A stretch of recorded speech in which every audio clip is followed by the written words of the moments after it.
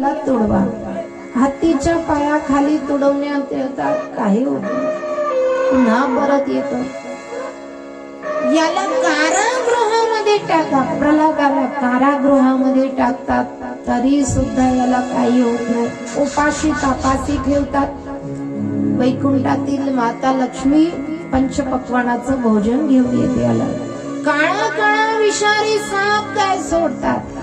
नवे बहिणीला म्हणतात, अगं ब्रह्मदेवाचा तुला बरं आहे, अगदी तुला काही करू शकत नाही, जा म्हटले. याला मारण्याचा प्रयत्न करते, पण ती आत्या आहे.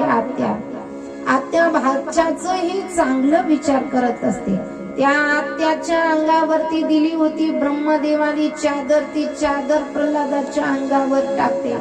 आणि मग काय महाराज, ती आत्या मरण पावते, पण भाच्याला काही होत नाही. म्हणून होलिका सण साजरा करतोय आम्ही. पुढे कोल असा बलाढ्य हत्ती असा सोडला महाराज, तोही काही करू शकला नाही प्रल्हादाला. काळा विषारी सापही काही करू शकला नाही. उकळत्या तेलाच्या कढईत याला टाकण्यात आलं, पण काहीच प्रभाव झाला नाही. कोण रक्षण करतय रे तुझं? कित्येक प्रयत्न केले, पण हा मरत नाही. कोण तुझं रक्षण करते सांग बघू.